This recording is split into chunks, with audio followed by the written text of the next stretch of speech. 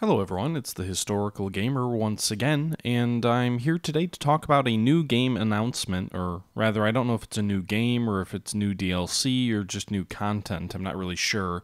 The developers haven't really made it clear, but I did want to go back to Cold Waters. So the footage you see here in front of you is from Cold Waters, which is a game by Killerfish Games, which puts you in the shoes of an American submarine captain during a hypothetical Third World War, either in 1968 or 1984, 85. I can't remember when the second campaign was. You can see here in front of you I'm playing from the 1968 campaign, which I started a few videos ago. I believe it was with my Red November review, and I keep meaning to come back to go back to the histories of the submarines and whatnot that I was working on. But some other things have come up. I haven't posted a video in a few days due to some various real-life issues that are going on. Everybody over here is fine. Just really haven't had the time to do anything. But I had a little bit of time tonight, and I did take a look through Steam, and I went over to the Cold Waters page, and I noticed that they had announced some new content. So taking you through here and showing you that on screen, the new content is a couple of new submarines, which is exciting, the Seawolf and the 688I, so the Los Angeles class improved, which has those vertical launch tube Tomahawk missiles, and the Seawolf class, which is sort of the ultra-modern, top-notch U.S. submarine, at least until the Virginias come online. I know there's some people who have debated about that.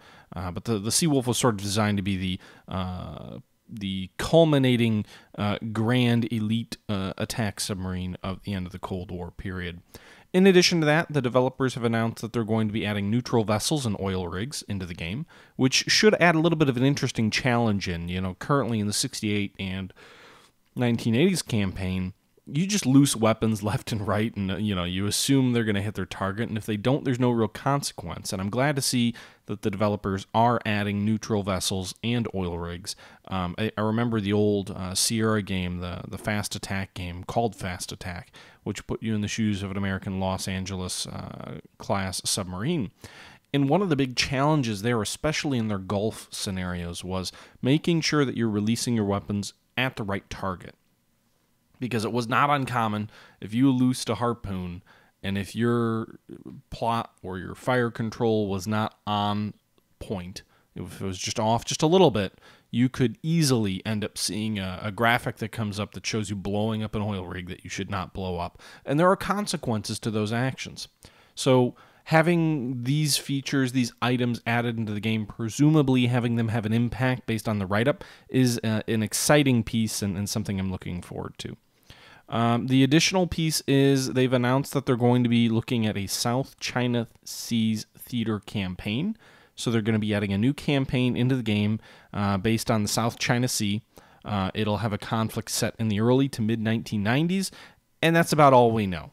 So presumably the Seawolf class will be available in this scenario, given that it shouldn't really be available in the 1960s or 80s campaign because it wasn't available yet. But maybe for the mid-90s scenario, they'll have the USS Seawolf available to the player.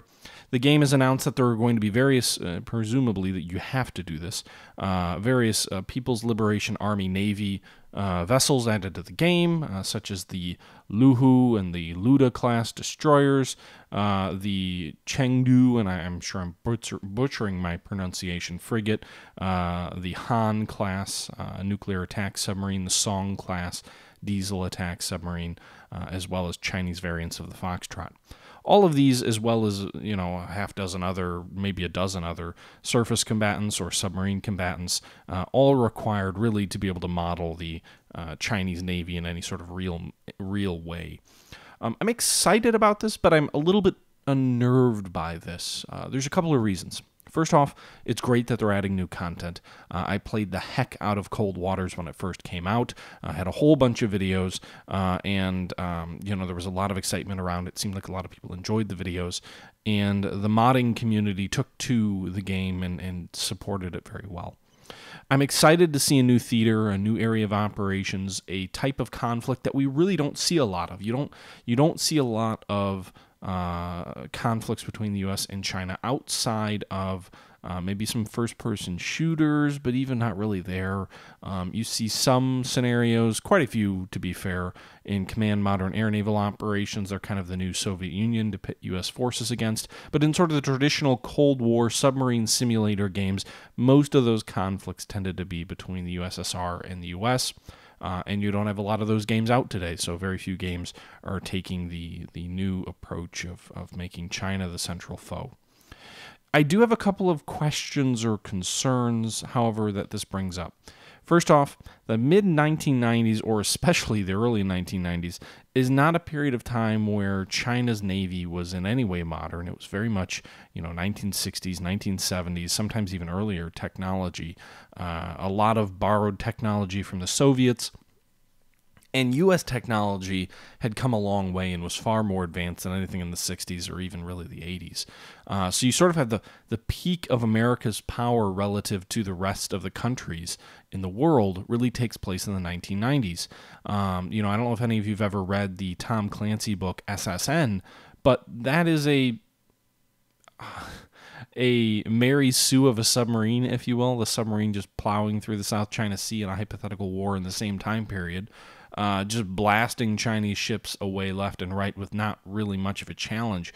And while it is probably a little bit overpowered in terms of the U.S.'s submarine's ability to beat the Chinese single-handedly, there is some validity to the massive advantage that U.S. submarines would have had in a 1990s conflict against a Chinese adversary. So I'm a little bit uneasy there just because I wonder if it'll really make a good game, but I guess we'll see. A lot will depend on how they craft the scenarios. I'm excited about it. I'm curious about it. They haven't announced whether it's included in the base game, whether there's a DLC cost. I think it would be fair for them to say new campaign, new theater, fork out $5 or whatever they might say for the campaign. I think that would be fair. But the other piece of me wonders, well, what happened to the Soviet campaign? Because the developers, I believe, had more or less announced that they were working on a Soviet campaign, an equivalent Soviet story campaign to the 1960s and 80s campaigns for the U.S. that put you in the shoes of Soviet submariners. Now, I know mod developers have done a great job in allowing people to play as Soviet submarines, so maybe they feel there isn't a market there that'll buy it, but frankly, I would, and I think having a story-based campaign from the point of view of the Soviets would sell very well indeed. All the modifications that I've seen only allow you to take Soviet submarines and put them into a pro-NATO side conflict, and the role of the Soviet submarine in a war with America would be very different than the role of a U.S. submarine. The U.S. submarine is basically taking blockade duty, and the Soviet submarines have a very different mission indeed, intercepting and interdicting convoys and task forces trying to bring supplies to the Western Allies. So I think it would be a compelling campaign in of itself, and I'm kind of curious why, when the developers seem to say that was the direction they were going all along, they've now shifted to South China Sea. Not that it's not an interesting campaign, but it's still kind of, I don't know if it's concerning or it's just kind of puzzling to me why they would do that. Unless, again, they feel modders have taken any value that might have been in that game and kind of reduced it, which I don't agree with, but, maybe that's their view. And the other part is just the time scenario selected for the Chinese campaign. I know I've already mentioned that the U.S. Navy in the mid-90s was probably more powerful relative to any other Navy in the world than it would ever be. I think a modern scenario would make a lot more sense if you had a modern day scenario. The Chinese Navy is rapidly modernizing, rapidly expanding. The U.S. Navy is kind of holding pat, if you will, not growing, if anything, shrinking. And the ability of a U.S. Navy conflict to turn in a positive way for the United States is rapidly changing, or at least becoming more in doubt than it used to be. And I think that's why a modern-day campaign would make a lot more sense. Now, maybe given the nature of satellites, given the nature of communications, all the advances in weaponry, maybe this game engine isn't ideal for a modern-day conflict. I don't know. But it certainly, I think, would be a better fit than a 1990s scenario. With all that said, I do sound a little bit hesitant, but I am excited to see what comes of this. I'm just more musing than anything because we really don't have a lot to go on. We just have those screenshots that I shared earlier in the video to go on. And, I guess we'll have to see what comes of this, but they've kind of said it's coming in the coming months, so I'm excited about it. Let me know your thoughts below, as always. And, until next time, guys, this is the Historical Gamer saying thank you for watching, and I'm out.